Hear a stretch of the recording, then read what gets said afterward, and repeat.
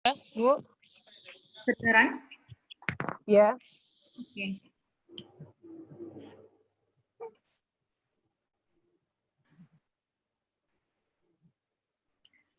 Layarnya sudah berubah?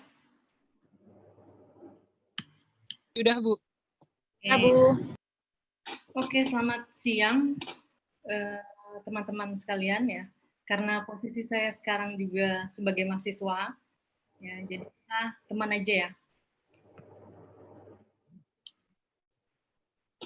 Oke, kali ini saya ucapkan terima kasih atas kesempatan yang diberikan kepada saya untuk mengisi kegiatan Himigipa ya. Himigipa juga menyambut Hari Pangan Sedunia. Jadi saya akan membawakan berdasarkan request panitia, yaitu strategi diversifikasi pangan lokal dalam upaya peningkatan ketahanan pangan pada era new normal COVID-19. Oke, pertama yang perlu kita ketahui, kita harus persamakan persepsi dulu. Apa itu diversifikasi? Ya, diversifikasi itu adalah penganekaragaman untuk menghindari dari ketunggalan. Ya, jadi di sini adalah meragamkan untuk menghindari satu saja yang digunakan. Ya, kalau dari sisi diversifikasi pangannya sendiri, satu itu apa produknya? Yaitu adalah beras. Jadi penganekaragaman pangan pokok agar kita itu tidak monoton konsumsi beras sebagai sumber karbohidrat. Ya, seperti kita ketahui kalau orang Indonesia itu kalau belum makan nasi berarti belum makan ya. Setuju nggak? Setuju ya, semua kayaknya ngangguk-ngangguk nih di sini. Ya, jadi padahal apa bedanya? Jangankan nasi ya, kalau kita makan lontong saja, kita anggap kita belum makan. Ya nggak? Bubur saja belum makan itu. Bentuknya harus benar-benar nasi putih bersama lauk pauknya. Ya, jadi bagaimana caranya kita menghilangkan budaya itu sangat sulit sekali. Nah, di era krisis ini bukan hanya karena COVID ya, tapi ada prediksi BMKG bahwa akan terjadi kekeringan. Ya, maka pemerintah tepatnya adalah Kementerian Pertanian ya, di era COVID ini atau menuju new normal itu ada beberapa bahan pangan pokok yang diutamakan sebagai komoditas utama untuk ditonjolkan. Ya, jadi adalah berbasis kearifan lokal. Jadi untuk masing-masing provinsi dapat memilih salah satu masing-masing komoditas ini. Salah satu diantaranya adalah ubi kayu, jagung, sagu, pisang, kentang, dan juga sorghum. Ya, ini adalah 6 komoditas utama yang digadang-gadang pemerintah untuk dinaikkan tingkat konsumsinya untuk menggantikan beras. Ada salah satu dari tanaman ini yang kalian suka? Semoga ada ya. Kalau saya sendiri itu mungkin kalau yang angkatan sudah lama sudah tahu. Komoditas favorit saya itu ada di sini. Dia warnanya kuning. Ya, salah satunya itu adalah jagung karena saya suka makanan-makanan yang berwarna. Oke, kita next. Nah, ini resiko. Resiko apa ini? Usia lebih dari 60 tahun, kemudian sakit paru-paru atau jantung, kemudian diabetes, kemudian gangguan sistem kekebalan. Kira-kira ini ada resiko apa? Ini adalah resiko di mana orang-orang yang berpotensi terkena COVID-19. Ya, jadi usianya udah lebih dari 60 tahun. Jadi kira-kira dari keempat kriteria ini bisa kita lihat bahwa usia-usia ini, usia dan penyakit ini adalah mereka-mereka yang memiliki utamanya adalah sistem kekebalan tubuh yang rendah. Ya, terutama karena COVID menyebarnya lewat udara. Ya, jadi biasanya sebenarnya tidak hanya COVID, sebentar ya. Saya minta izin sebentar untuk sebentar.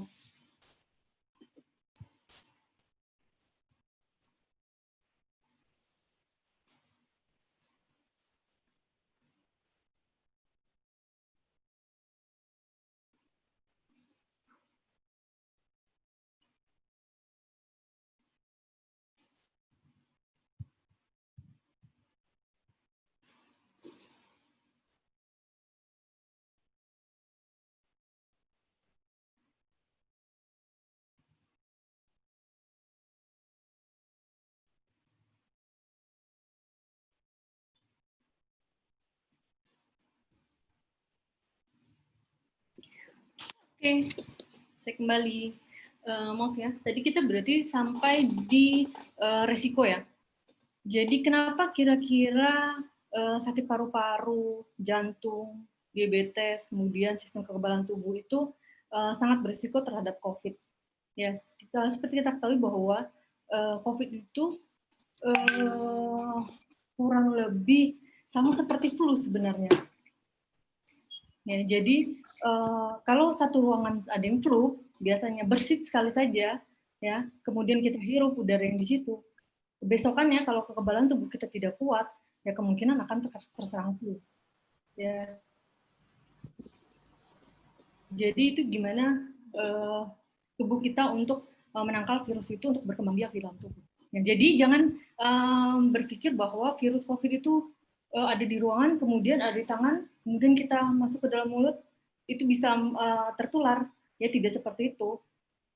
Ya, jadi virus itu berkembang pada jaringan yang hidup. Itu yang perlu kalian ketahui. Dan ketika dikonsumsi, virus itu makan melalui atau virus itu masuk melalui saluran pencernaan, virus itu seharusnya tidak akan bisa tumbuh atau berkembang. Ya, karena sistem pencernaan kita, terutama yang paling ditangkal lebih awal, itu adalah di lambung. Dengan pH-nya yang rendah, ya semua komponen sel biasanya akan rusak. Ya, jadi kalau penyebarannya umumnya adalah melalui saluran saluran pernafasan. Oke, dari resiko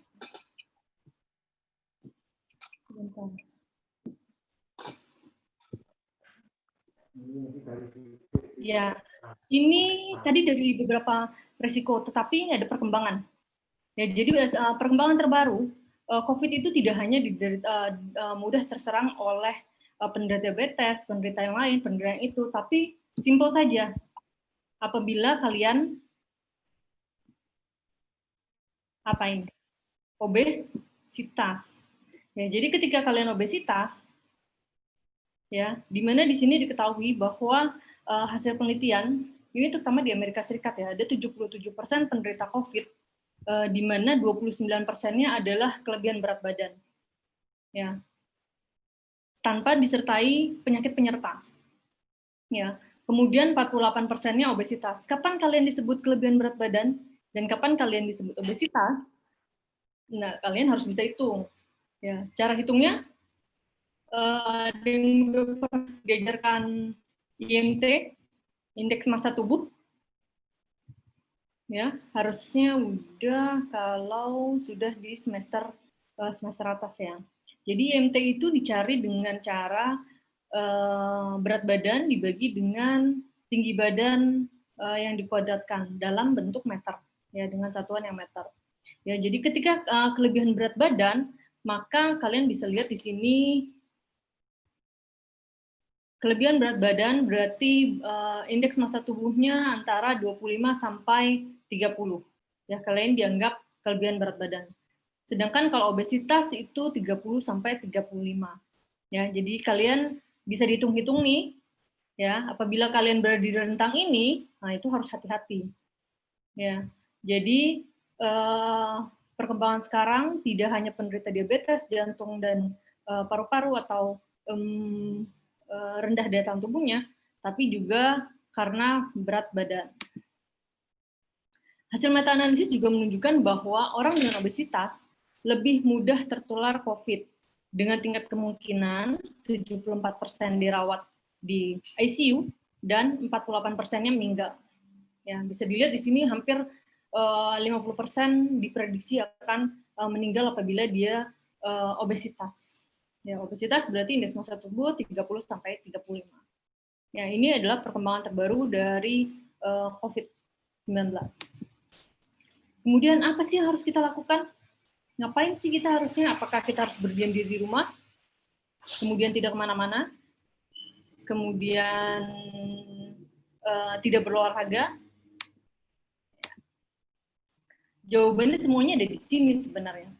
Ya, jadi bagaimana kita menjaga badan atau berat badan adalah dengan konsumsi batasan gula terutama. Ya, jadi gula itu maksimal sehari hanya boleh 4 sendok makan. Ada yang tahu gambar ini ya? Gambar ini adalah tumpeng gizi seimbang. Ya, jadi tumpeng gizi seimbang ini mencerminkan atau menggambarkan makanan kita sehari-hari yang baiknya dikonsumsi itu gimana sih? Ya, makanan itu bukan banyaknya, bukan lagi 4 sehat 5 sempurna. Ya, jadi kalau misalnya kalian makan daging, telur, lauk, pauk, dan lain-lain terus ditambah susu menjadi sempurna, ya karena kalian tahu kan kesempurnaan itu hanya milik Tuhan. Ya, jadi ada perkembangan ilmu gizi di mana terjadi perubahan sehingga diubah akhirnya menjadi tumpeng gizi seimbang. Nah di sini yang paling atas ya yang sudah saya lingkari merah ya itu yang harus kalian batasi yaitu gula, garam, dan minyak. Jadi kalau kita konsumsi gula sehari itu hanya boleh 4 sendok makan. Sedangkan kalau garam 1 sendok teh. Kalau minyak 5 sendok makan. Kenapa 4 komponen ini? Karena pertama, kenapa gula dibatasi? Karena terkait dengan penderita diabetes. Ya, selain penderita diabetes sebagai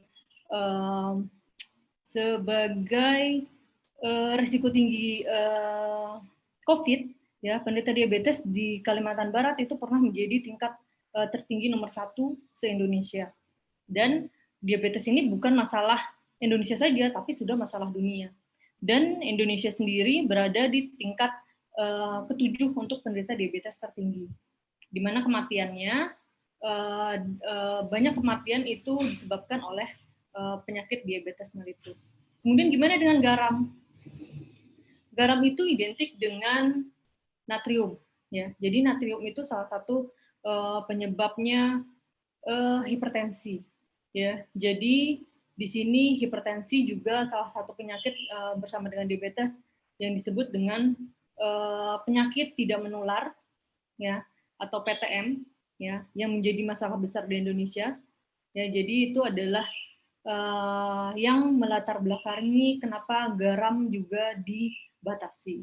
Kemudian 5 sendok makan minyak. Jelas kalau minyak kita batasi, kenapa? Karena minyak salah satu makanan penyumbang terbesar untuk berat badan. Kenapa minyak? Kenapa tidak protein? Kenapa tidak karbohidrat? Karena 1 gram lemak itu dapat menghasilkan berapa? 9 kilokalori. Berbeda dengan karbohidrat dan protein yang hanya 4 kilokalori per gram. Ya, jadi kalau kita makan 1 gram saja sudah 2 kali lipat dibandingkan karbohidrat dan protein. Ya, jadi mengapa itu dibatasi itu sudah dijelaskan. Ya, jadi dari tumpeng gizi seimbang ini seperti mengetahui akan adanya COVID ya. Kalau menurut saya, jadi sudah membatasi gula karena penderita diabetes. Kemudian disuruh lagi mencuci tangan. Ya, jangan lupa mencuci tangan. Ya, jadi seperti kita ketahui kan sekarang semuanya adalah mencuci tangan ditambah dengan masker. Ya, kemudian di sini juga harus memantau berat badan dan jangan lupa berolahraga. Ya, walaupun hanya sekedar menyapu ya itu dianggap olahraga. Jadi kalau dilihat dari sini, ya, maka sebenarnya kita tidak perlu lari kemana-mana untuk menanggulangi atau untuk menyiasati apa sih yang harus kita makan selama COVID ini, semuanya udah ada di sini. Ya, jadi berapa banyak kita harus konsumsi protein, kemudian berapa banyak kita harus konsumsi buah, sayur, dan juga karbohidrat. Ya, yang penting di sini saya ingatkan lagi bukan jumlah tapi beragam, ya, dengan jumlah yang tepat sesuai dengan porsinya. Karena setiap orang akan berbeda kebutuhan kalorinya. Ya, kalau angka kecukupan gizi itu 2150, ya, untuk rata-rata orang yang di Indonesia, tapi sebenarnya hal itu juga dibatasi oleh jenis kelamin, kemudian kegiatan yang mereka lakukan, kegiatannya sedang, ringan, atau berat, itu juga akan mempengaruhi kecukupan gizi yang harus dikonsumsi setiap harinya.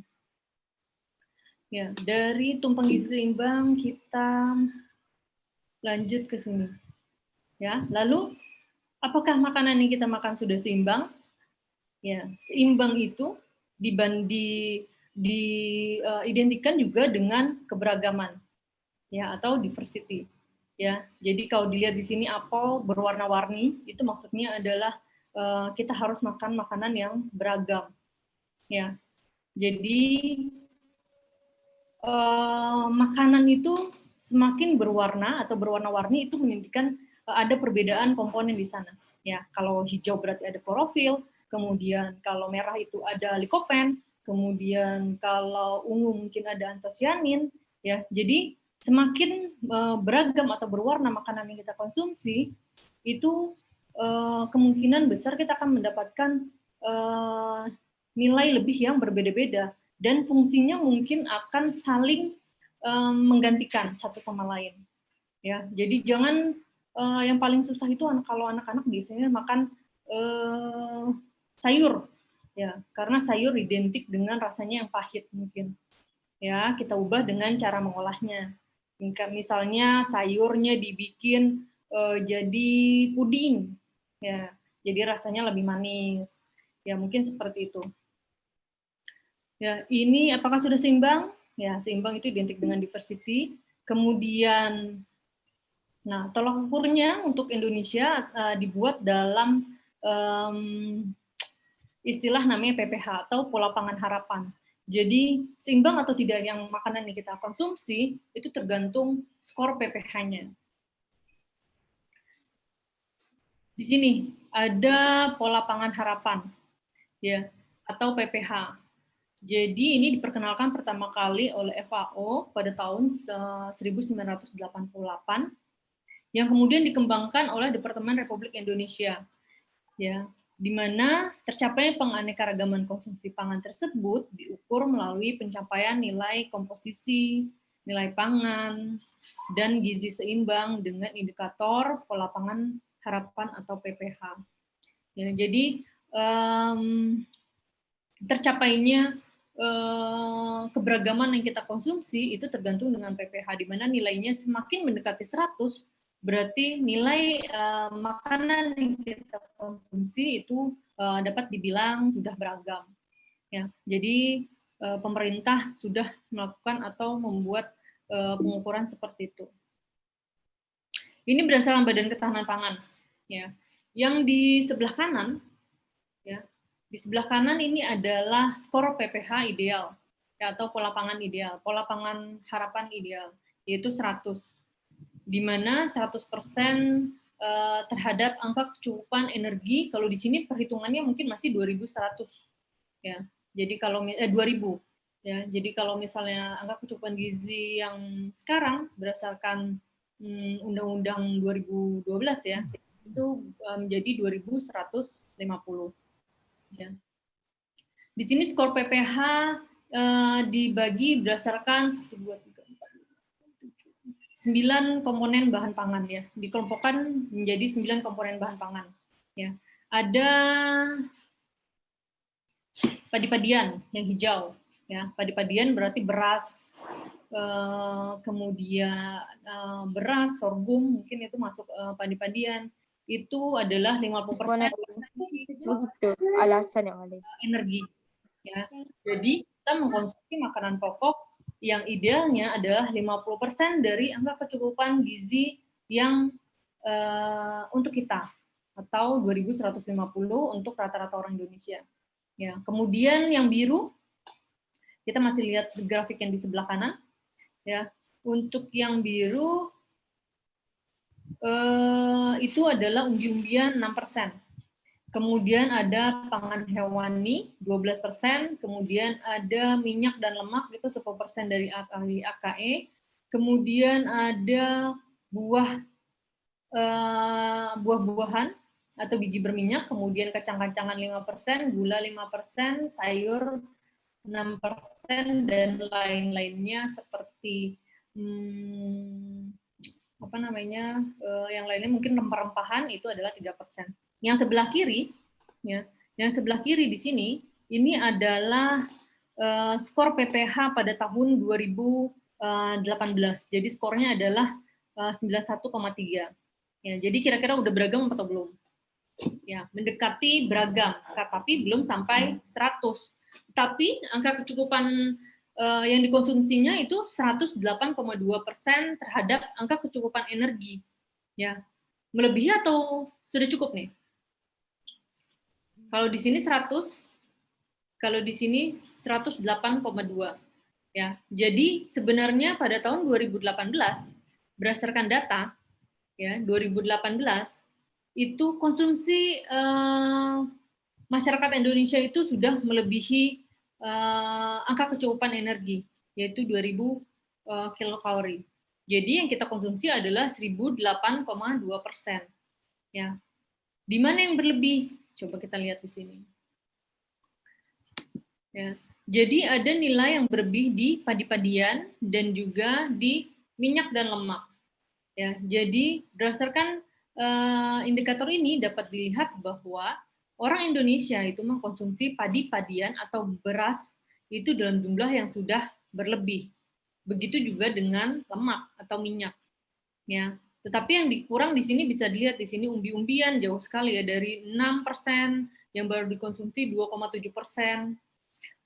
Kemudian ada pangan hewani yang mungkin mendekati 11,6%, kemudian ada buah baru 1,1%, kemudian kacang-kacangan 3%, kemudian gula di sini 3,9%, hampir mendekati juga, kemudian sayur hampir mendekati. Jadi yang di sini yang miris adalah umbi-umbian. Ya, jadi sebenarnya umbi-umbian juga potensi di Indonesia, apalagi tadi sudah dikatakan bahwa sama Bu Mahera ya, bahwa di Kalimantan Barat juga terkenal dengan keribang. Ya, keribang itu salah satu umbian dan dapat digunakan sebagai sumber karbohidrat. Ya.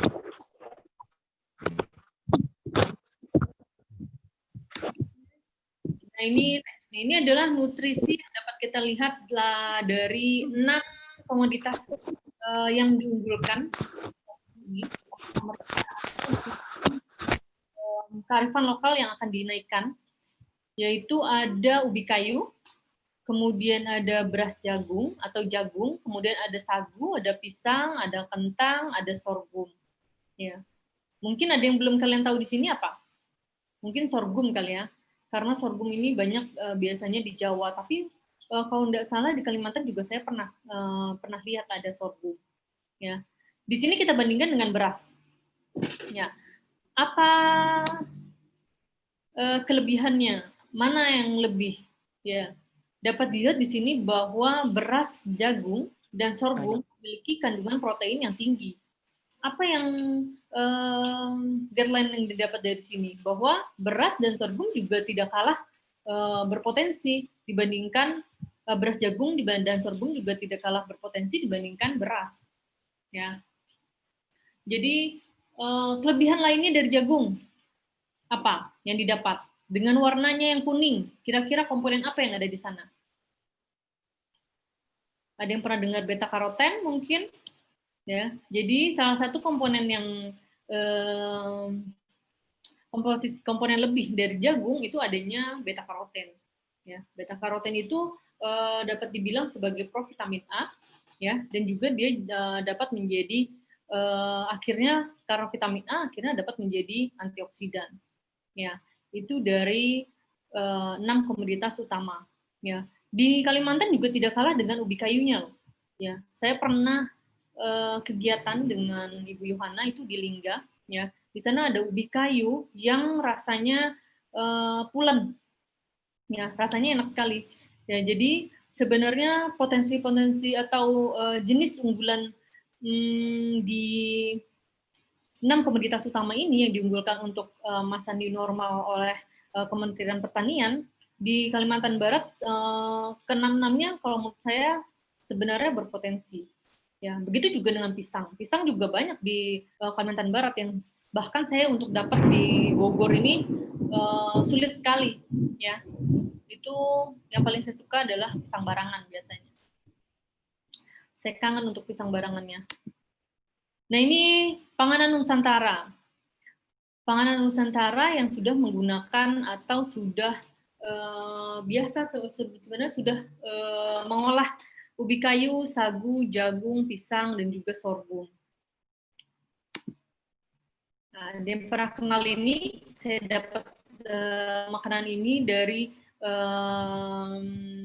internet, ya. Jadi ada yang sudah biasa mengkonsumsi ubi kayu dalam bentuk sop ubi, ya. Biasanya ini dari orang Makassar, ya. Di wilayah Sulawesi sana, mereka mengkonsumsi sup gitu, seperti sup, ya. Tetapi tidak dengan nasi, tapi dengan ubi yang sudah direbus dan kemudian digoreng, ya. Kemudian ada yang sebelahnya adalah sagu, ya. Ini adalah kapurung, ya. Kapurung itu dibuat dari sagu, pati, ya, pati sagu. Kemudian dia digelatinasikan sampai tergelatinisasi sempurna, tandanya sudah bening, ya. Kemudian dia dimakan bersama kuah seperti ini. Biasanya kuahnya ini bisa beragam, ya, antara ikan, kemudian ini ada seafood juga boleh, dan kemudian di sini dicampur juga dengan sayur-sayuran, sama seperti sup ubi. Di sini juga bisa dilihat kalau di sup ubi ini sudah lengkap, ya. Protein hewani ada telur, mungkin juga di sini ada daging, ya. Kemudian ada juga kacang-kacangannya. Kemudian di sini sayuran juga ada, umbinya sebagai karbohidrat, ya. Di sini dalam satu mangkok sudah dikatakan bisa belum seimbang tapi sudah beragam, ya. Kemudian kapurung, kalau kapurung ini itu biasa ada di Sulawesi juga, tapi ada istilah lainnya seperti namanya adalah papeda, ya. Papeda itu bedanya sama-sama dengan seperti ini sagu, tetapi kalau papeda sagunya itu terpisah, ya. Jadi ketika kita mau makan baru digabungkan ke dalam piring, ya. Kemudian ada jagung, ya. Di sini sebutnya adalah nasi ampok. Nasi ampok ini biasa kalau nggak salah orang Bugis, ya. Orang Bugis biasa mengkonsumsi nasi ampok di sini, ya. Di sini adalah nasi jagung gitu yang dibentuk seperti dimasak seperti jadi nasi. Ini juga ada bahwa ada ikan, kemudian lauknya ada, sayurnya ada, ya. Kemudian pisang. Nah, ini pisang yang agak mungkin kalau menurut saya juga agak membayangkan seperti apa kita mengkonsumsi ikan bersama dengan sayur-sayuran dan lauk pauk, ya. Di sini ada namanya pisang colo-colo. Ya, pisang colo-colo ini kurang lebih seperti kita mengkonsumsi pisang ini sebagai pengganti nasi, ya, pengganti nasi. Kemudian ada lauknya di sini, ya, ada sayurnya, kemudian ada lauknya biasanya ikan, kemudian di sini ada namanya dabu-dabu atau dabu-dabu ini semacam sambal, ya, seperti itu. Kemudian pisangnya ini biasanya kita makan bersama dicocol dengan sambalnya, maka dibilang adalah pisang colo-colo, ya. Kemudian sorghum, ya.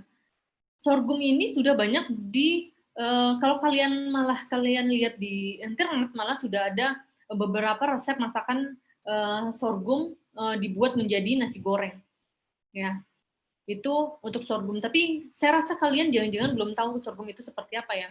Dia itu sejenis padi-padian, ya, sejenis padi-padian yang juga perlu penyosohan, ya. Nah, itu sorghum. Tapi biasanya dia bentuknya kalau nggak salah itu dia bulat-bulat, ya.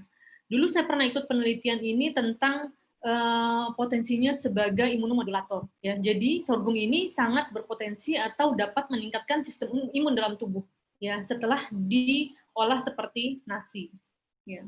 Kemudian ada satu komoditas lagi yaitu kentang. Kentang ini sejuta umat saya yakin pasti tahu, ya. Karena apa taunya? Karena fast food, ya kan? Kalian biasa beli kentang misalnya di fast food, nyebut merek KFC, ya, McDonald, ya. Itu adalah makanan kentang. Jadi kalau menurut saya ini kentang peralihan antara kearifan lokal dengan makanan makanan yang sudah modern. Ya. Nah, ini pola konsumsi yang pernah saya lakukan survei di Kalimantan Barat, itu di SMA kepada orang angkatan yang sudah mau lulus, jadi SMA kelas 3, dan juga pada ketika saringan masuk di Untan. Ya, saya bagikan kuesioner sekitar 150 kuesioner begitu. Kemudian ditarik kesimpulan bahwa didapat makanan utama pengganti nasi yang mereka konsumsi adalah ini. Urutan pertama adalah mie. Benar nggak? Pasti benar. Angguk-angguk kalau benar. Ya. Kemudian roti. Ini benar lagi pasti. Iya kan? Roti. Kemudian yang ketiga kentang. Ya. Lalu apakah ini salah? Ataukah ini benar? Ya. Jadi ada yang salah, ada yang benar. Nah, kenapa harus mie? Kenapa harus gandum? Ya, mie dan roti basicnya adalah gandum atau tepung terigu yang asalnya adalah dari luar. Ya. Gandum sendiri di Indonesia belum dibudidayakan atau mungkin akan sulit tumbuh karena perbedaan iklim. Ya. Jadi pola konsumsi perubahan dari beras ke mie dan roti itu telah memperberat Indonesia lebih parah kalau menurut saya. Ya, jadi ketergantungannya tidak hanya pada komoditas yang dapat kita tanam di sini, beras yang umumnya bisa kita dapat di sini, ya, tetapi sekarang gandum yang dapatnya potensinya ada dari luar. Kemudian kentang. Kenapa kentang menjadi favorit? Ya, karena fast food. Ya, mereka tahunya kentang ya setelah ditelusuri lebih lanjut dari kuesioner itu, kentang itu ya digoreng mereka tahunya. Ya, akhirnya ditarik kesimpulan bahwa mereka biasa mengkonsumsi fast food. Makanya mereka biasa menggantikan nasi dengan kentang. Ya, sebagai opsi ketiga. Ya.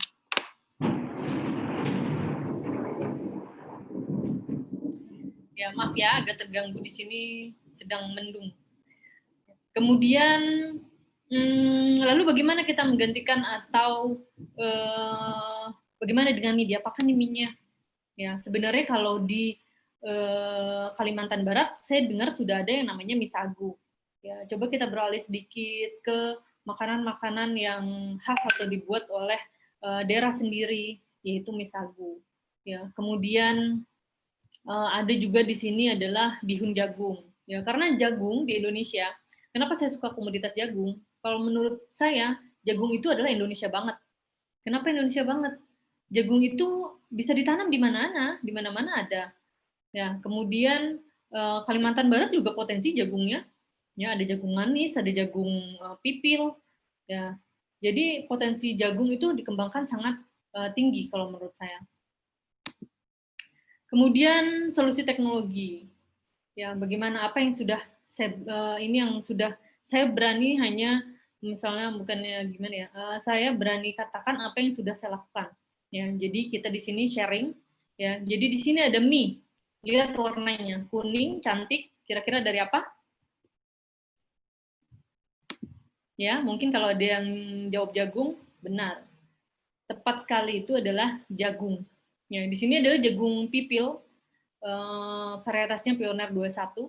Ya, kalau zaman dulu 2009 itu Pioneer 21 masih ngetren, ya. Jadi waktu itu digunakan saya untuk penelitian S2 saya, di mana teknologi yang kita kembangkan di sini. Ini mie ini jangan kalian lihat bahwa ini adalah mie substitusi ya. Jadi mie ini adalah 100% jagung.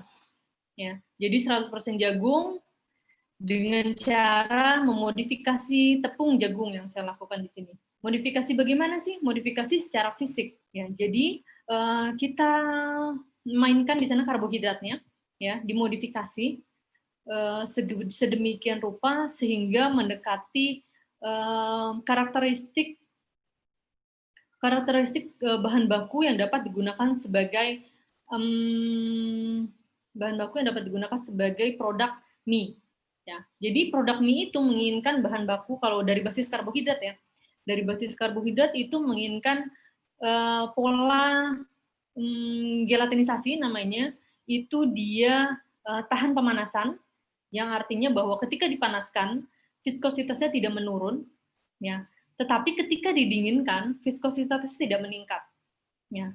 Itu adalah satu karakteristik yang diinginkan pada produk mie dengan bahan baku non gandum, ya, atau tepung terigu. Ya, di sini sudah bisa dapat menjadi seperti mie, ya. Kemudian modifikasi yang saya lakukan itu adalah kalau misalnya tepungnya tanpa dimodifikasi, dia grafiknya akan seperti ini, turun, kemudian dia naik. Ya, artinya ketika pemanasan, ya, dia akan mengalami penurunan viskositas. Tapi ketika didinginkan, viskositasnya akan naik. Ya. Hal itu dibayangkan seperti ini. Jadi ketika kita panaskan, viskositasnya menurun. Itu berarti dia tidak stabil terhadap panas. Yang menandakan ketika mie itu sudah jadi, kemudian mie itu jangan kalian lihat ketika kalian selesai membuatnya atau dibentuk, ya. Itu jadi dengan bagus. Mie itu akan terlihat bagus atau tidaknya ketika mie itu direbus kembali. Ya, ketika direbus, dia akan mampu bertahan atau dia hancur. Ya, kalau dia hancur berarti pada waktu viskositasnya dengan pemanasan, ya, apabila dianalisis dengan RVA namanya rapid viscoanalyzer, ya, itu dia akan menurun viskositasnya. Ya, kemudian ketika didinginkan, ya, ketika didinginkan itu tidak diharapkan viskositas yang meningkat. Ya, kenapa seperti itu? Karena gambarannya ketika mie kita makan didinginkan, kalau viskositasnya meningkat, dia rasanya akan seperti karet, ya, karena dia akan menjadi keras dan mungkin ya karet lah, nampaknya karet, ya. Makanya dilakukan modifikasi pati atau dalam bentuk tepungnya. Waktu itu saya modifikasi dalam bentuk tepungnya, ya. Jadi dia bisa merubah karakteristik profil gelatinisasi namanya, ya, menjadi mendekati yang diharapkan untuk produk mie. Ya, teknologi pengolahan yang dibutuhkan. Ya, teknologi pengolahan yang dibutuhkan untuk produk mie non terigu itu perlu ada sedikit dibilang teknologi enggak juga ya, mungkin bisa dibilang trik kali ya. Jadi kalau misalnya kalian biasa pernah membuat mie, misalnya adonan, ya, kemudian adonan begitu saja, kemudian langsung dibentuk. Tapi kalau mie non terigu, ya, kalian mencoba seperti itu tidak akan jadi. Ya, jadi kalau untuk mie jagung ini, saya waktu itu menggunakan adonan yang melalui tahap pregelatinisasi sebanyak 40%, kemudian digabungkan dengan yang tanpa pregelatinisasi. Jadi kemudian baru dicampur, kemudian baru di-seating. Saya waktu itu pakai metodenya namanya seating. Ya, seating itu seperti metode bikin mie biasa. Ya. Tapi waktu itu menggunakan metode yang dengan skala yang skala industri kecil. Ya. Kemudian selain ini apa lagi? Selain ini di sini ada bolu kukus. Ya. Bolu kukus ini nggak bisa kita hilangkan terigunya, tapi kita bisa substitusi. Ya, sedikit pun jadilah ya. Jadi di sini substitusi yang bisa dilakukan, saya di situ bisa sampai 40%. Ya. Mungkin apabila dilakukan modifikasi lain mungkin bisa di atas itu, ya, bisa dilakukan penelitian lebih lanjut, mungkin yang mau penelitiannya satu bisa juga melakukan seperti itu, ya. Kalian baca-baca terkait modifikasi, ya. Di sini substitusi untuk produk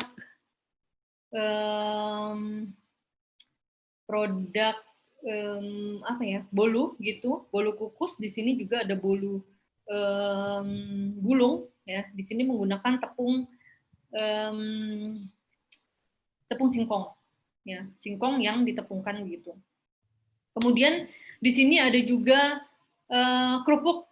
Kerupuk ini kalau dilihat seperti kerupuk biasa ya, tapi di sini sudah difortifikasi atau ditambahkan kulit pisang, ya. Fortifikasi 5-8%.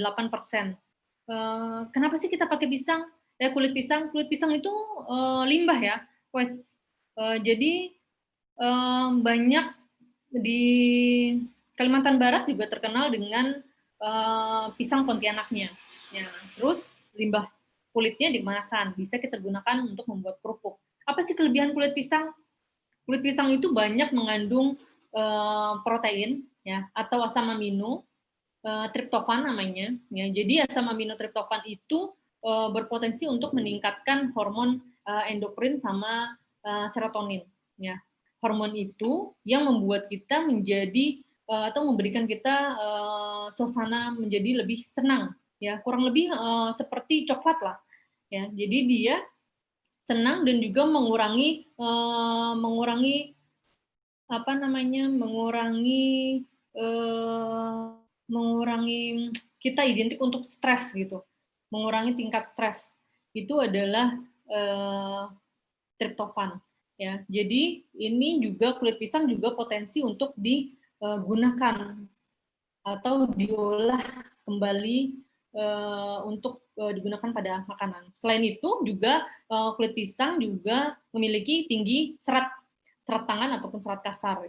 Ya, jadi dengan konsumsi kerupuk yang mungkin identik dengan lemak, kita dapat nilai lebih di sana. Ya. Kemudian di sini ada lagi jagung, ya seperti karena saya favorit dengan jagung, jadi beberapa penelitian saya memang terkait dengan jagung. Jagung dibikin jadi apa? Jadi tempe. Halo jagung, ya jagung udah bisa dibikin jadi tempe. Saya sudah melakukan penelitian itu dan kendalanya adalah karena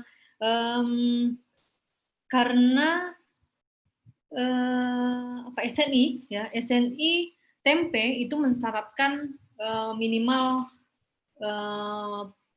protein, maka membuat jagung ini tidak dapat digunakan 100% untuk menjadi tempe. Ya, maka dia harus dilakukan substitusi. Ya, jadi bukannya kedelai yang kita substitusi, tapi jagung disubstitusi oleh gandum. Ya, jadi substitusinya itu bukan ini substitusi 50-60% di sisi jagungnya ya. Sisanya adalah kedelainya. Ya, jadi kita perlu substitusi karena terkait dengan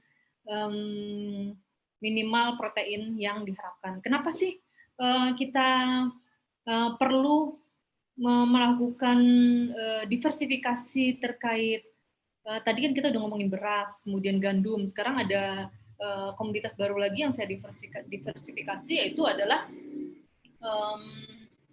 kedelai. Ya, karena kedelai berdasarkan data itu pemenuhan kedelai di Indonesia itu hanya 40%, 60%-nya dari luar.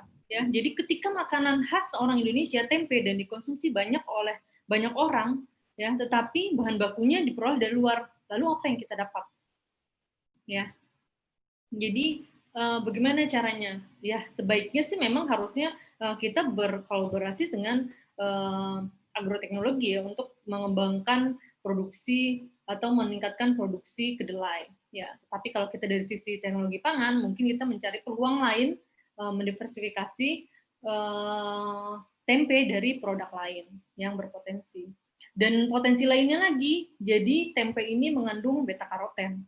Ya, seperti karena jagung seperti saya bilang tadi karena ada kandungannya beta karoten. Kemudian ada mie lagi di sini. Ya, karena mie favorit, jadi saya juga sangat antusias untuk penelitian. Ya, jadi di sini mie-nya ini mie komposit.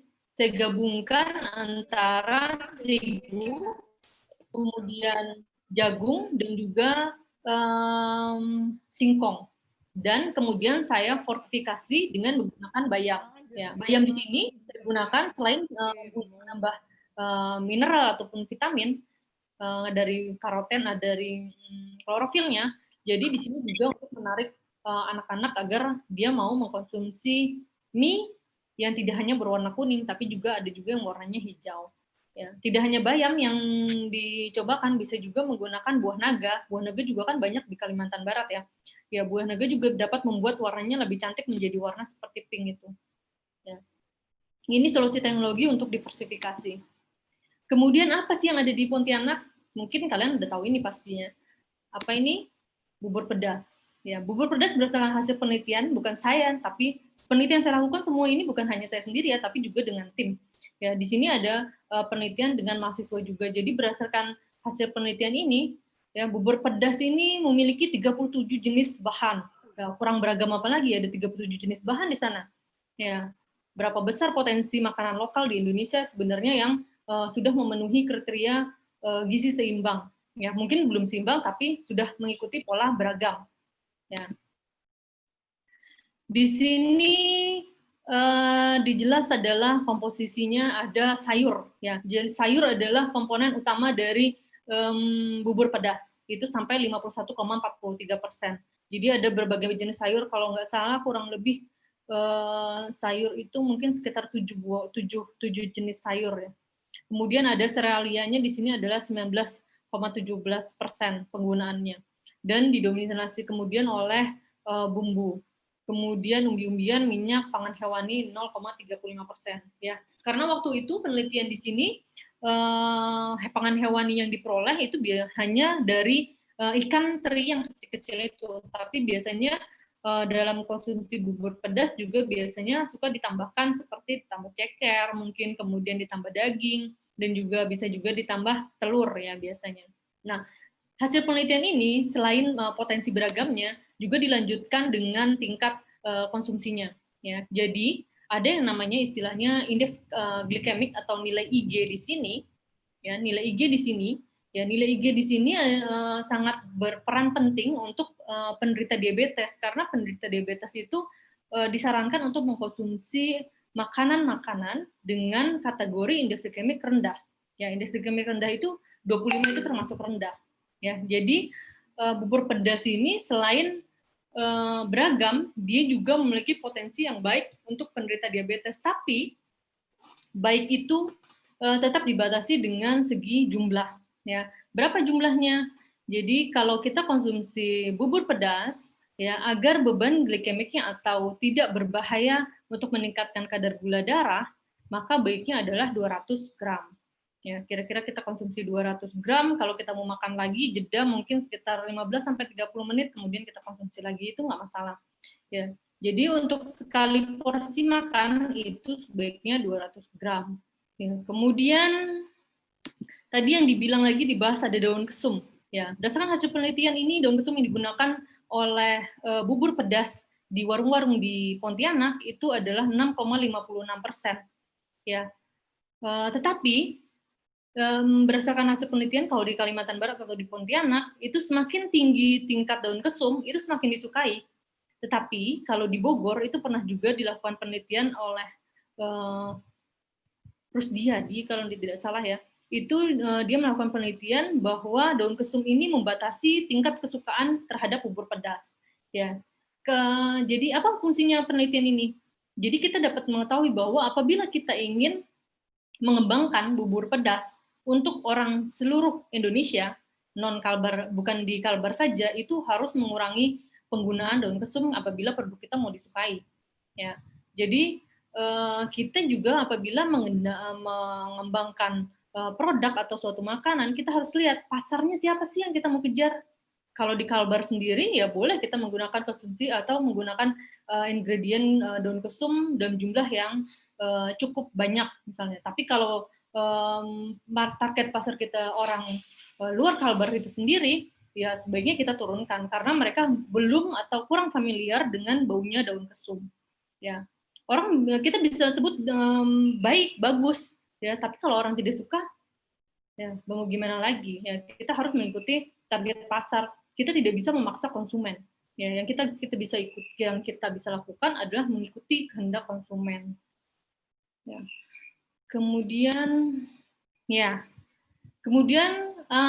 dengan tingginya konsumsi mie atau tingkat kesukaan terhadap mie yang tinggi, lalu apakah kita harus menghapusnya? Bukan menghapus, tapi sebagai orang teknologi pangan, ya kita harus mengembangkan ya produk-produk potensi lokal atau pangan lokal yang tadi seperti ada singkong, jagung, sagu, kemudian ada pisang, kemudian ada sorghum, kemudian ada kentang, itu kita jadikan pangan yang kekinian. Ya. Mungkin juga basisnya misalnya tadi makanan seperti yang mungkin juga sudah dikembangkan oleh dosen-dosen kita ya, ada makanan instan, ya, atau bubur pedas instan misalnya.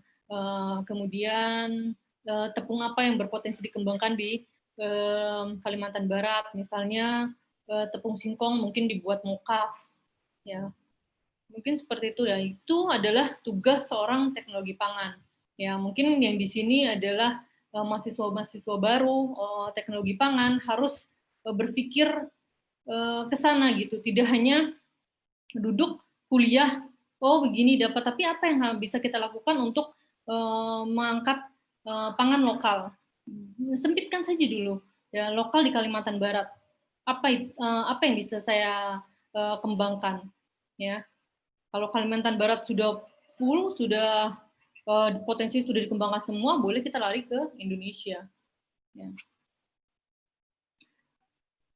Nah ini, kalau di COVID, ya hari di COVID ini kita, kalau kita berpergian, ya maka COVID itu akan semakin banyak. Lalu ada pembatasan wilayah, maka orang kerja di rumah, disarankan kemudian menghindari berpergian. Ya, masalah selanjutnya adalah obesitas. Ya, semakin kita banyak di rumah tanpa berkegiatan, ya masalah utama yang terjadi sekarang ini adalah peningkatan berat badan. Ya, karena kita kurang bergerak. Lalu apa yang harus kita lakukan? Ya, kita harus menerapkan 4 pilar gizi seimbang. Konsumsi makanan yang beraneka ragam. Kemudian jangan lupa berolahraga, pola hidup aktif dan berolahraga. Kemudian menerapkan pola hidup bersih dan sehat, cuci tangan. Kemudian kalau lagi nunggu paket datang jangan langsung dibuka, dibiarkan dulu atau disemprot alkohol atau apa. Ya.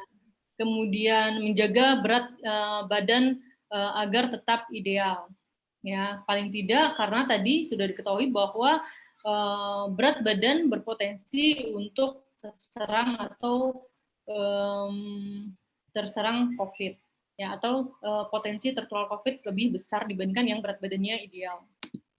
Kemudian ini, ya, di sini diketahui bahwa banyak sekali tanaman atau tanaman yang ada di bumi ini, tapi hanya 30% yang digunakan sebagai sumber energi.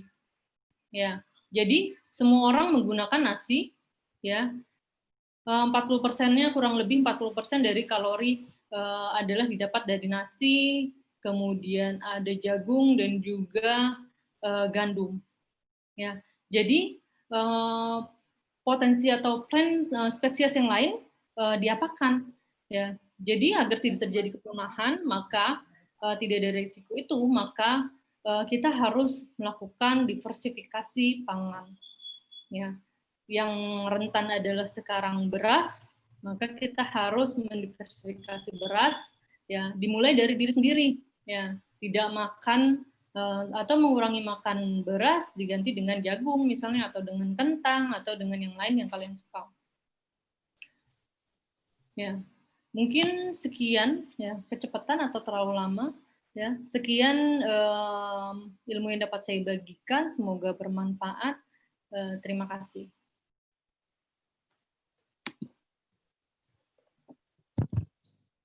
Baiklah, selanjutnya kita akan memasuki sesi tanya jawab.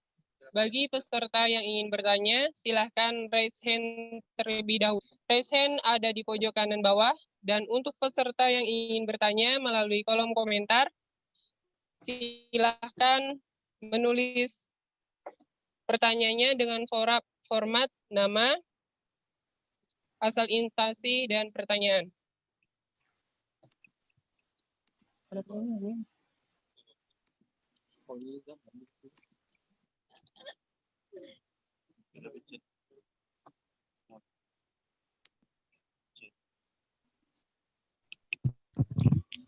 Baiklah Bu, di sini dalam kolom komentar ada yang bertanya.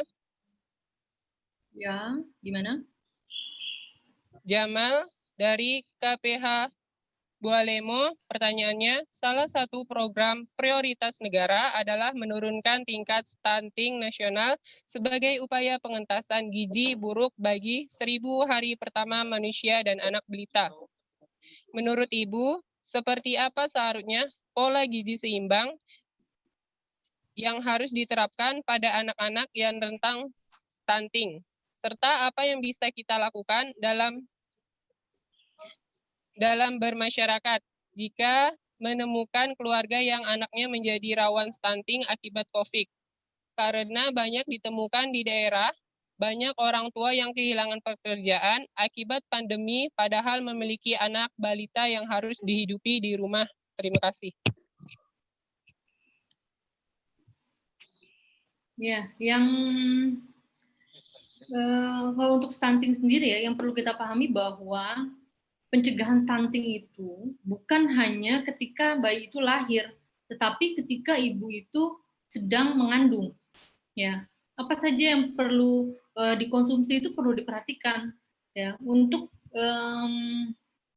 stunting itu kan lebih kecil ya, lebih kecil. Jadi berarti di situ terhambat pertumbuhannya. Dan pertumbuhan itu sangat ditentukan oleh yang namanya protein makronya, gizi makronya. Maka pada saat ibu sedang hamil, ya, itu asupan protein itu sangat dibutuhkan. Ya, jadi kendala ibu hamil itu pertama adalah mual. Ya, itu yang biasa membuat ibu-ibu itu sulit untuk makan. Tapi itu tidak terjadi pada saya. Waktu saya hamil, saya semua makanan dimakan. Ya, kecuali saya tidak bisa mencium bau-bau. Ya, jadi yang perlu diperhatikan adalah tidak hanya ketika bayi itu sudah dilahirkan, tapi dari ibunya dulu. Ya, jadi jangan jadikan wanita itu sebagai mesin produksi anak. Ya, tapi ketika wanita itu sedang hamil, itu perlu diperhatikan asupan makanannya, kemudian menjaga emosinya, ya itu juga akan sangat berpengaruh untuk perkembangan janinnya. Setelah masa hamil itu terpenuhi gizinya, ya tadi kalau dibilang dari Prof. Hardin bahwa 4 kali dalam seminggu kita mengkonsumsi ikan itu sudah memenuhi untuk gizi, ya untuk gizi terkait dengan imun, ya. Jadi bisa dilihat di situ bahwa konsumsinya sebenarnya sumber protein tidak hanya ikan, bisa juga dengan daging kambing, kemudian sapi, ya, kemudian ayam itu juga bisa. Ya, jadi itu yang harus ditingkatkan. Kemudian jangan lupa susu, ya. Kenapa susu juga diharapkan atau diutamakan untuk dikonsumsi oleh ibu hamil? Karena ketika makanan itu yang masuk dalam bentuk cair itu akan lebih mudah diserap oleh tubuh. Maka pemenuhan komponen gizinya kemungkinan akan lebih maksimal apabila dibandingkan dengan dalam bentuk yang kompleks dan beragam. Ya. Seperti itu. Kemudian juga untuk ibu setelah melahirkan, ya setelah melahirkan anak itu konsumsi apa? Susu, ya susu itu diperoleh dari mana? Susu ibu, ya berarti yang harus konsumsi baik itu juga ibunya, ya jadi bukan jangan sampai wanita yang sudah melahirkan sudah seperti itu aja gitu tanpa diperbaiki atau diperhatikan konsumsi pangannya, ya jadi itu yang harus dilakukan.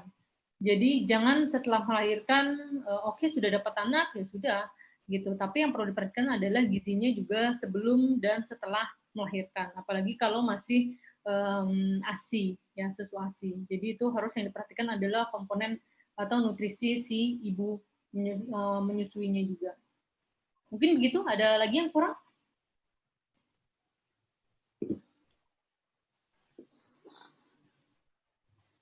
Pertanyaan siapa tadi? Baiklah, bagaimana penanya? Ada tanggapan?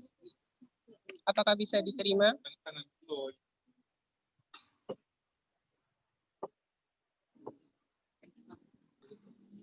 Oke Bu, untuk pertanyaan selanjutnya dari Felix Christian, Universitas Tanjung Pura.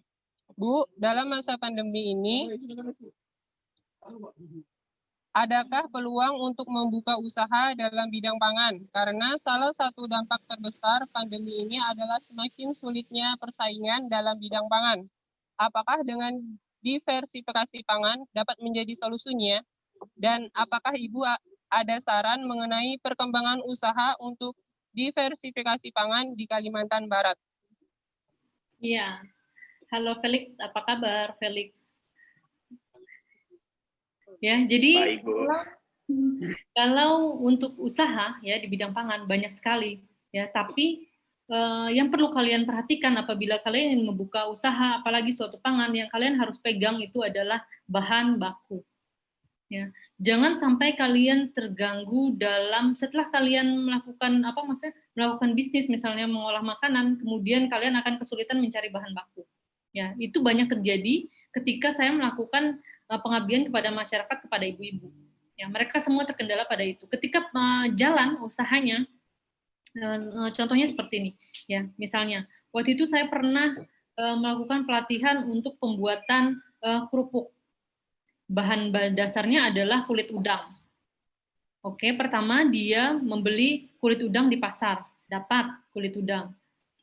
Kemudian mereka UKM ini atau si pembuat kerupuk kulit udang ini mengutarakan bahwa dia membuat kerupuk kulit udang pada si penjual. Lalu apa yang terjadi? Sekali dapat, 2 kali dapat, keesokannya tidak ada kulit udang. Ya, jadi apa yang kita dapat dari sini? Yang kita harus pegang adalah dalam setiap usaha itu adalah bahan baku. Ya, bahan baku di mana kita bisa dapat, di mana kalau bisa kita usahakan sendiri, kita menanam sendiri misalnya, kemudian atau kita bekerja sama dengan petani itu akan lebih baik. Ya, usaha apapun itu. Ya, usaha apapun itu, makanan apapun, ya. Kalau diversifikasi, ya, diversifikasi itu merupakan salah satu makanan yang berpotensi dikembangkan, tetapi caranya adalah kita membuat makanan yang makanan kampung dalam tanda petik ya, makanan kampung menjadi makanan kota. Ya, misalnya makanan kampung misalnya ya, makanan kampung dalam tanda petik ya, maksudnya bukannya kampungan bukan apa, bukan mengejek atau apa, tapi makanan yang biasa dikonsumsi di kampung misalnya singkong goreng. Ya.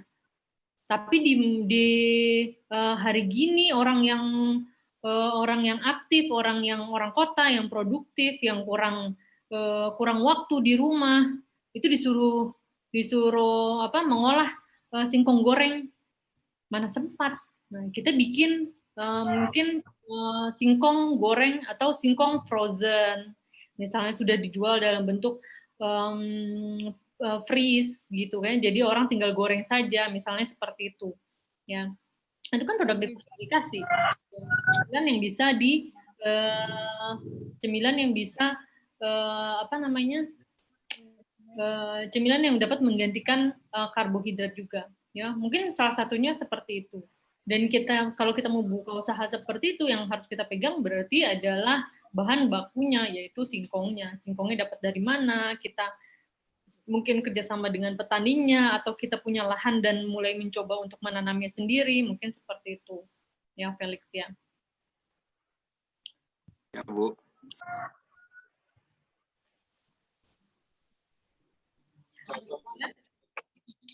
Baiklah, Bu, untuk pertanyaan selanjutnya dari Hernanda Putri Azahra, Untan. Apakah jika kita ingin melakukan penelitian terkait inovasi dalam diversifikasi pangan lokal harus ada izin atau aturan yang harus diikuti? Aturan utama ya, ketika kalian ingin melakukan diversifikasi pangan lokal, apalagi menjadi pangan, yang harus kalian tahu adalah kalian pelajari tentang SNI, Standar Nasional Indonesia. Misalnya kalian mau bikin apa? Kalian mau bikin mie. Ya, SNI-nya apa di sana sih? Yang distandarkan mie-nya itu seperti apa? Kalau mie misalnya minimal proteinnya harus berapa? Kemudian kadar airnya harus berapa? Itu yang kalian harus tahu. Ya, tidak ada izin atau aturan untuk melakukan diversifikasi pangan.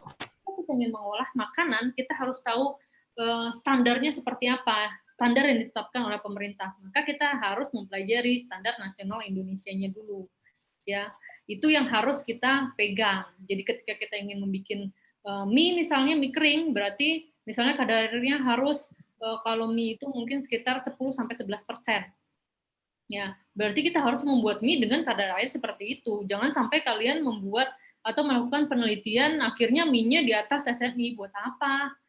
Ya, mau kalian melakukan diversifikasi, tapi mie itu tidak potensi untuk dipasarkan karena tidak lolos dari standar nasional Indonesia. Jadi patokannya harus itu dulu. Ya, jadi ketika kalian penelitian itu harus ada patokannya. Ya, patokannya untuk makanan itu adalah standar nasional Indonesia. Ya, seperti itu. Itu contohnya yang mie. Ya, Herananda Putri. Selanjutnya dari Jeva Haswaha Universitas Tanjung Pura.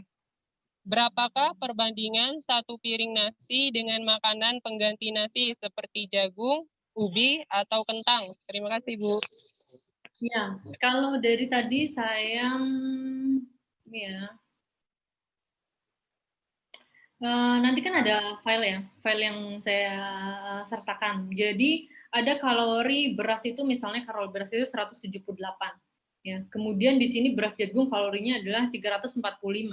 Dan kita tahu bahwa komponen pengganti beras atau pangan pokok itu adalah 50% konsumsinya. 50% dari angka kecukupan gizi. 50 kali 2.150, misalnya berarti sekitar 1.050 ya. Sekitar 1.000 sekian lah. 50%-nya dari 2.150. Nah, kita bandingkan dari situ saja. Ya, kalau tadi di tabelnya nanti akan bisa kalian lihat di presentasi saya. Misalnya untuk beras jagung adalah 345 kilokalori. Ya, itu dia lebih tinggi dibandingkan beras. Ya, berarti menggantinya itu harus lebih rendah dibandingkan kita makan beras. Karena komponen energinya kita dapat sudah lebih. Kalau misalnya di sini adalah 345 untuk per 100 gram, berarti mungkin dia sekitar 300 gram sehari dia sudah memenuhi gizi untuk gizi seimbang untuk komponen karbohidrat atau makanan pokok. Begitu juga dengan umbi dan begitu juga dengan kentang bisa dihitung atau dikorelasi seperti itu. Ya, Zeva. Ya.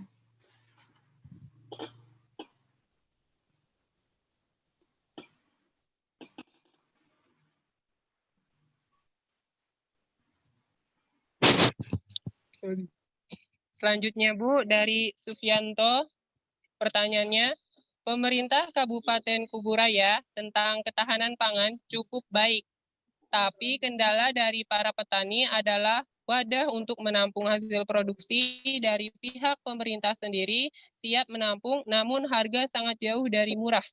Sekian, Bu. Ya, ini masalah seperti masalah umum ya.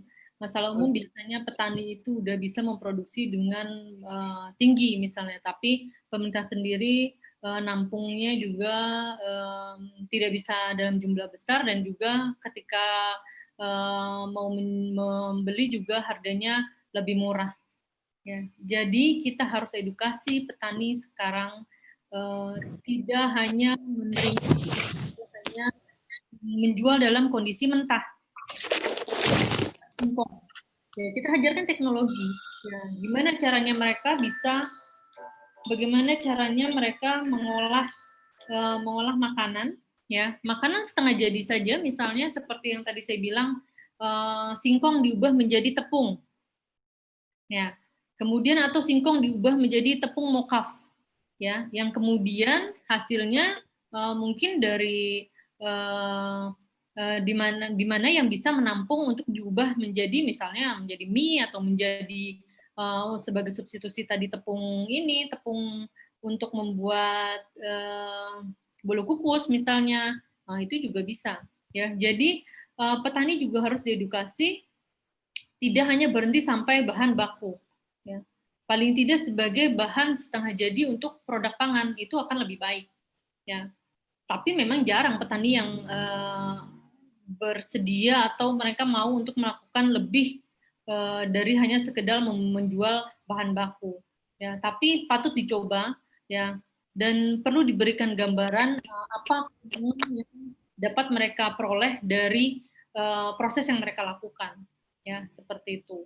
Ya, jadi dengan misalnya singkong yang tadinya mereka jual singkong itu, kalau singkong itu dibuat bisa tahan lebih berapa bulan ya, karena kadar airnya juga rendah dan mungkin dikemas dengan kemasan yang baik. Ya, jadi itu peran kalian juga sebagai mahasiswa mungkin bisa membantu di daerahnya mengedukasi apa ilmu yang kalian sudah dapat, kemudian diberikan kepada petani-petani tersebut. Seperti itu. Ya. Sufianto.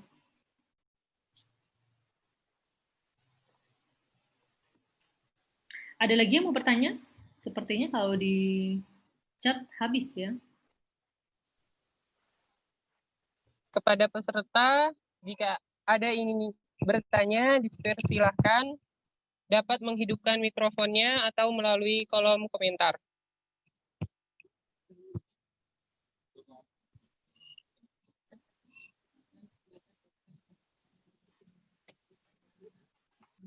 Dan kita akan memberikan door prize kepada 3 peserta terbaik, jadi dimohon keaktifannya.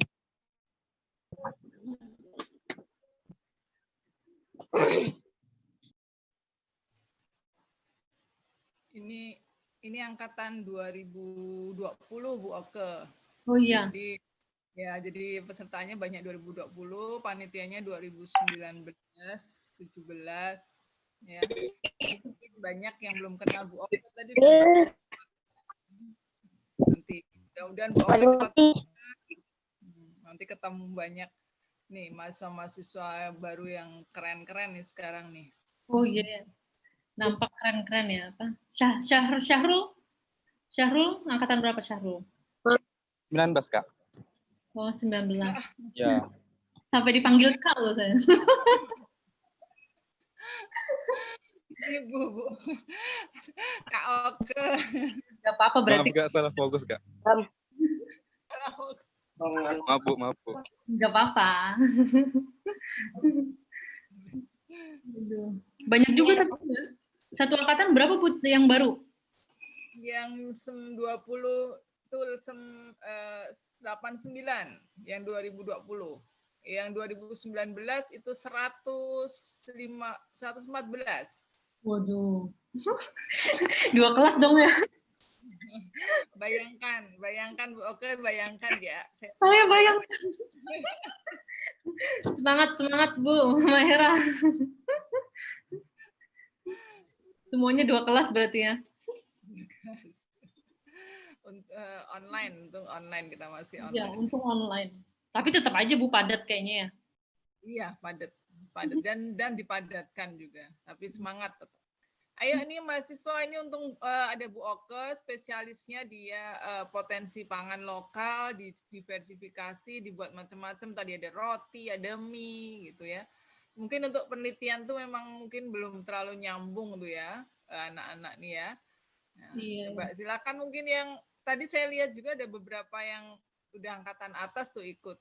Nah mungkin mumpung ada Bu Oke tuh, siapa tahu mau penelitiannya atau apa yang berkaitan dengan isi. Iya. Tadi juga Bu Mehra ada bilang apa buah lakum ya, buah lakum. Yeah. Nah itu buah lakum waktu itu sudah ada penelitiannya Devi buat permen jelly. Ya, memang buah lakum itu potensi banget dikembangin ya. Dia antioksidannya tinggi. Kemudian dia hanya apa ya? Nggak ada musim kalau nggak salah ya Bu ya.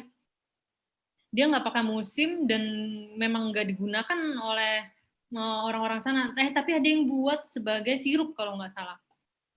Sebagai sirup. Hanya dia perlu proses pendahuluannya harus benar karena dia kan gatal. Iya. Ya gatal. Tapi di Kalimantan Timur sudah ada sirupnya komersial. Ya, di Mempawah juga ada Bu.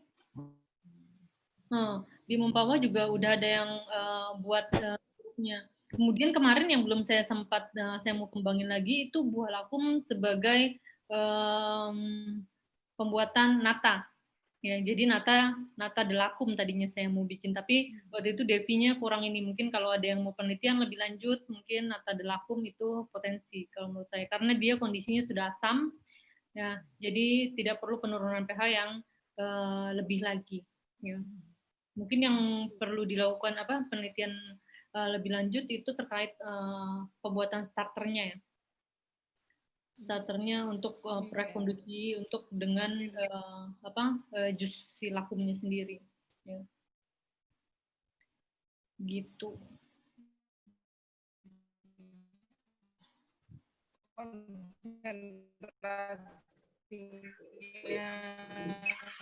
Konsentrasi starternya juga penting itu. Iya, konsentrasi starter. Waktu itu sempat membuat penelitian-penelitian kecil sih di rumah itu bisa terbentuk layernya, ya, tapi waktu itu nggak sampai karena saya kekurangan bahan baku lakumnya. Layernya sih udah bisa maksudnya dia menjadi nata gitu. Iya. Nah, semakin kangen nih sama Bu Oke, cepat pulang biar doain kita, aduh. Membantu ini banyak mahasiswa yang membutuhkan uluran tangan. Aduh, yalah, mudah-mudahan lah cepat selesai ya Bu Oke. Semoga lancar. Doakan semuanya, mahasiswa doakan semuanya. Oke, silakan yang mau ditanyakan. Kuliah apa? Berarti. Baik, silahkan bagi yang mau bertanya.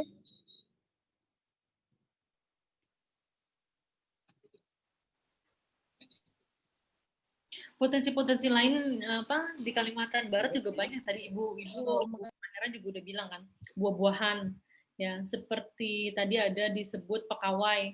Terus ada penelitian saya juga yang terhenti itu di Mentawa. Mentawa pekawai Mentawa itu kurang lebih kayak apa ya? Itu ya, kayak cempedak ya, tapi kecil ya. Itu potensi banget kalau kita punya vacuum frying. Ya, jadi dijadiin keripik itu enak banget.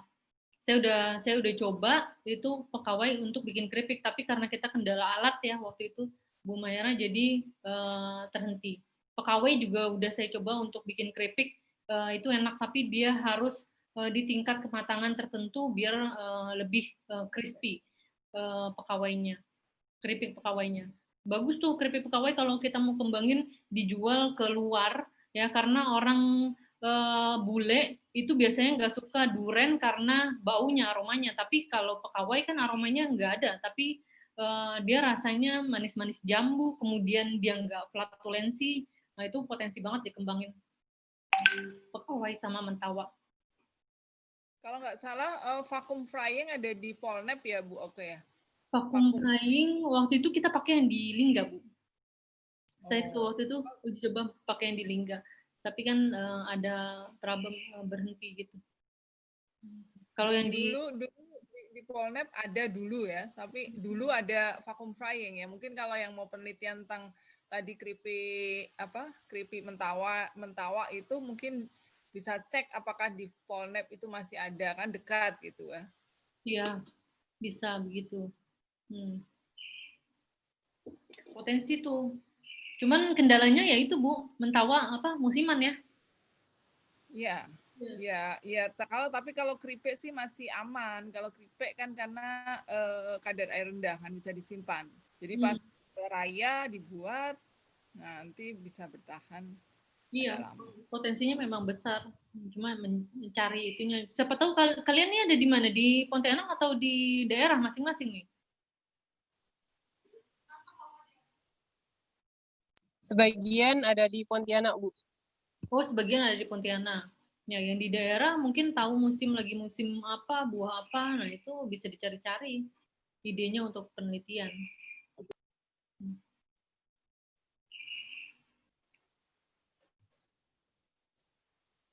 Mungkin tips sedikit untuk yang mahasiswa baru ya, bukannya karena kalian masih baru terus kalian terlena dengan kondisi kuliah dari rumah, kemudian terlena duduk, termenung gitu. Tidak seperti itu ya, kalian harus berusaha menargetkan kapan kalian akan lulus. Kalau semua dulu mahasiswa bimbingan selalu saya bilang kayak begitu, kalian mau lulus tahun berapa, kemudian kalian mau IPK berapa, apakah kalian mau cum laude atau kalian mau apa, ya seperti apa. Jadi ketika kalian mau lulus 4 tahun, berarti kalian harus menghitung kapan kalian akan kerja praktek. Kemudian apa syarat kerja praktek? Harus berapa mata kuliah. Nah, itu harus kalian penuhi. Ya, jadi bukan berarti mahasiswa baru dan hanya duduk dan mengikuti perkuliahan. Ya, jadi kalian juga harus kalau bisa curi star, ya colong-colong star, udah mulai berpikir kalian ke depan mau apa, kemudian mau lulus menjadi apa, seperti itu. Jangan sampai setelah lulus bingung kalian mau ngapain. Ya, itu adalah masalah sarjana di Indonesia yang umum ya. Setelah lulus bingung mau ngapain. Ya. Targetnya apa? Jadi PNS. Gimana Bu Mahera? Jadi PNS. PNS dia tutup. PNS udah tutup, cukup. PNS udah cukup. Jadi pengusaha dong. Ya, ya Bu Oke. Jadi ini mulai 2016 kemarin memang kita udah kejar-kejar itu, selalu saya pantau tugas akhirnya agar tidak molor-molor. Ini 2017 juga saya kejar terus, habis magang langsung Penelitian. TA. Oh. Ya. Mudah-mudahan. Kalian udah punya kaprodi baru yang aktif sekarang kan? Maksudnya mau apa? Sore Memperhatikan mahasiswa. Jadi manfaatkan semuanya. Jangan disia-siakan. Jangan sengaja lama-lama mau kuliah kali ini Bu, biar ini asupan dana terus dari orang tua. Ya, bener nggak?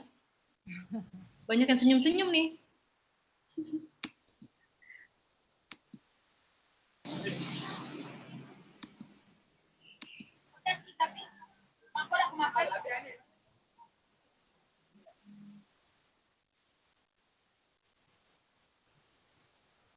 Gimana panitia?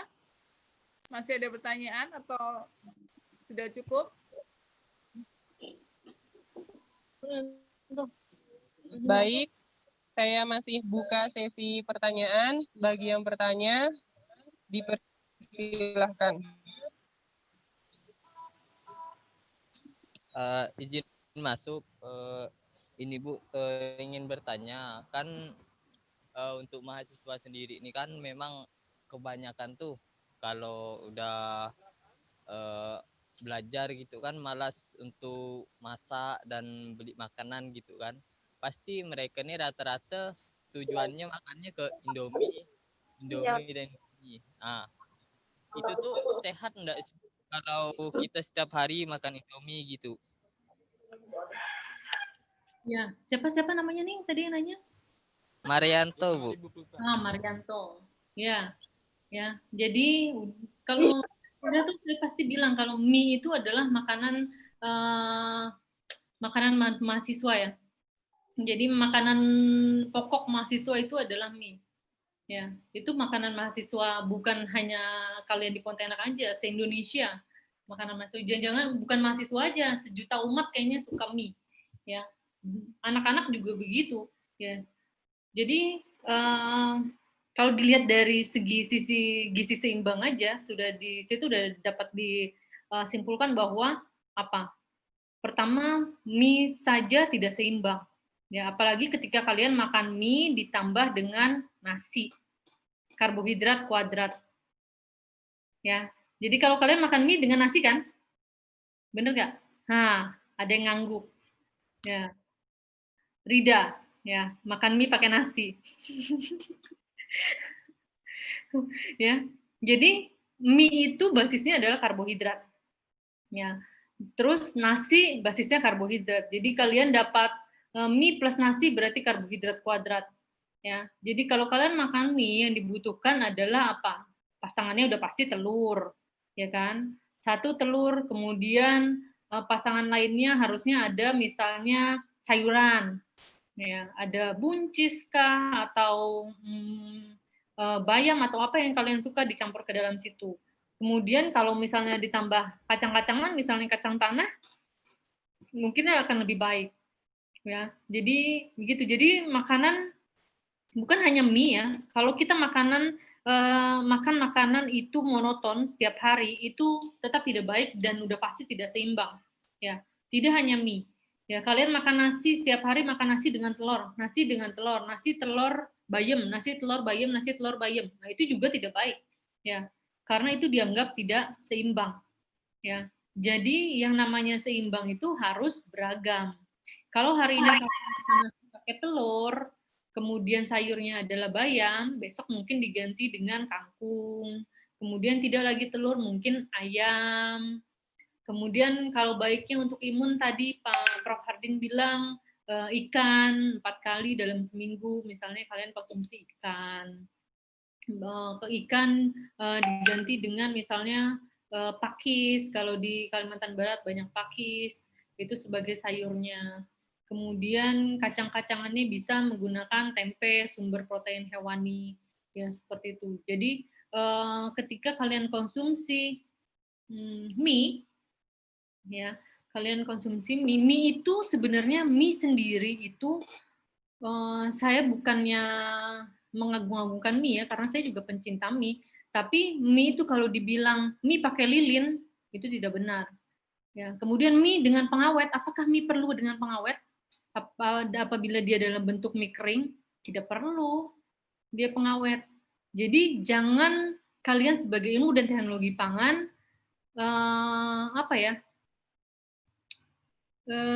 sama seperti orang awam, ya.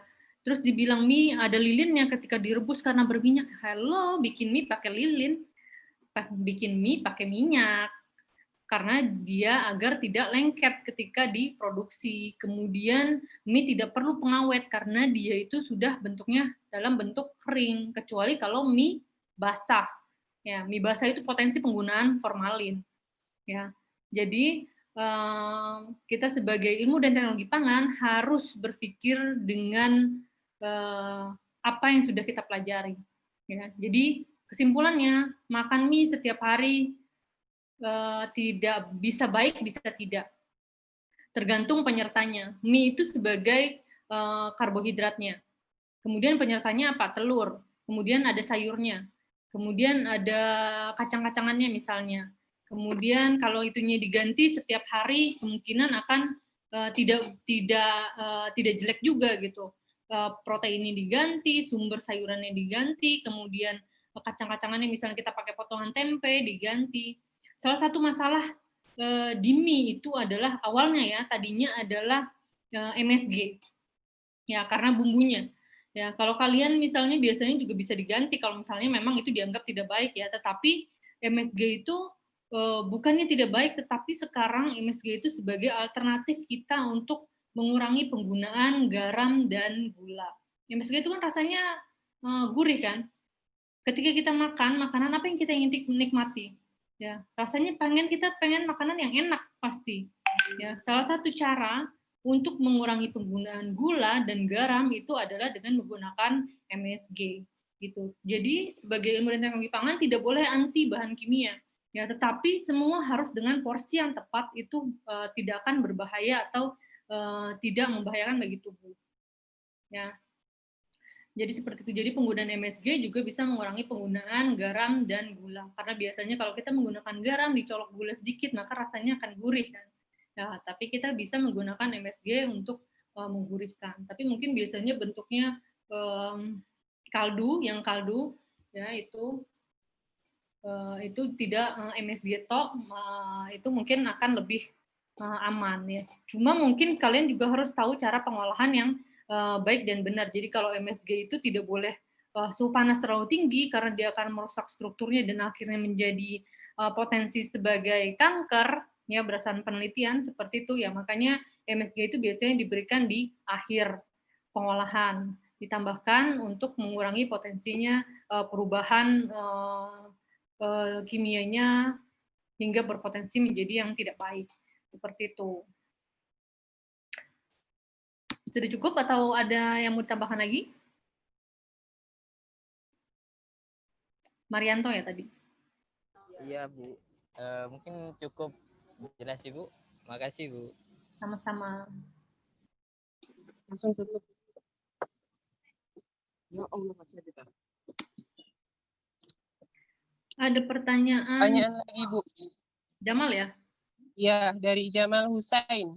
Ya. Jadi paling aman yang mana, Bu? Konsumsi mie instan, Indomie, dan lain-lain, mie kering tapi diolah sendiri, atau mie basah yang sering dijual di pasar tradisional? Yang paling aman biasanya kalau saya bikin mie sendiri. Ya.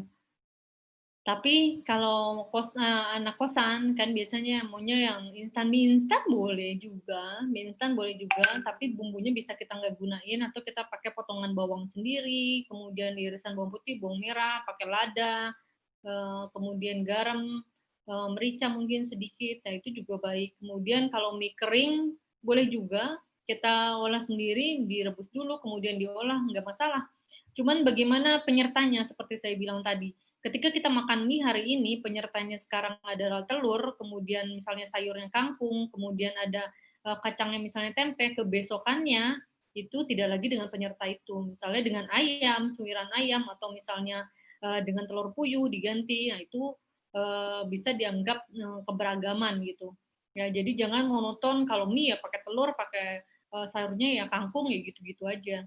Kemudian kalau mie basah, dibilang mie basah itu berbahaya ya tergantung juga ya, tetapi mie basah itu kurang lebih sama seperti tahu. Ya, dia tidak bisa tahan lama. Dia itu bisa tahan mungkin sekitar 6 jam di suhu ruang. Ya, jadi ketika mie di pasar tradisional, saya tidak menduduh ya, tapi berpotensi untuk penggunaan bahan pengawet. Ya, bahan pengawet orang Indonesia yang oknum-oknum yang tidak bertanggung jawab itu biasa menggunakan bahan pengawetnya adalah seperti tadi dibilang, yaitu formalin ya. Jadi kalau menurut saya sih aman, kalau saya sih lebih suka mie kering ya, mie kering atau Indomie yang diganti bumbunya, atau Indomie dengan bumbunya sekali-sekali gitu ya, dengan penyerta yang beragam setiap harinya ya. Begitu ya Jamal.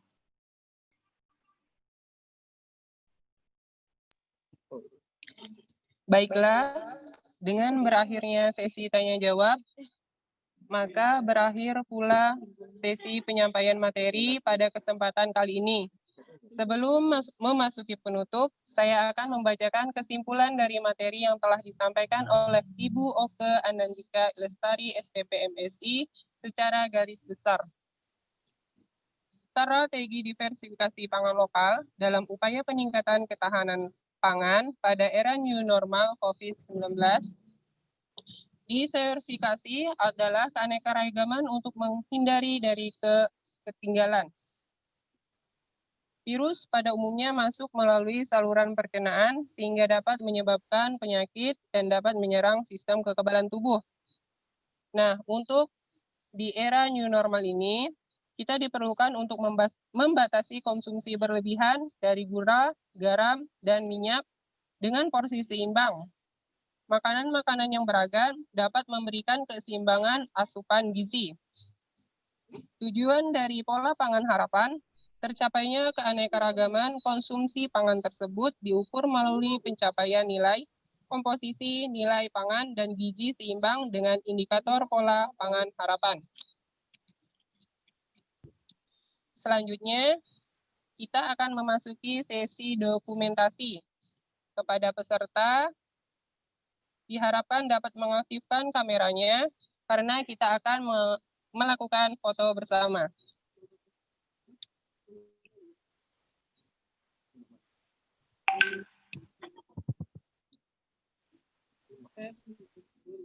Saya akan menghitung mundur.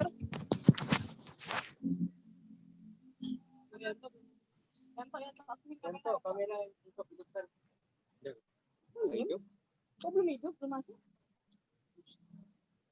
1, 2, 3.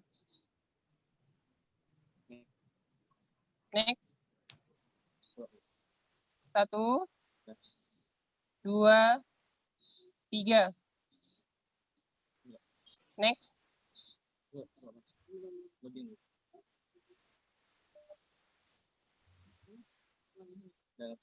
1, 2, 3.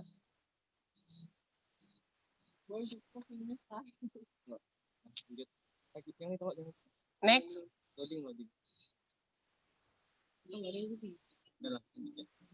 1, 2, 3. Terakhir. 1, 2, 3. Untuk yang slide terakhir pada dengan diadakannya foto bersama, maka berakhirlah sesi pada materi kedua. Selanjutnya saya akan kembalikan kepada MC, kepada saudara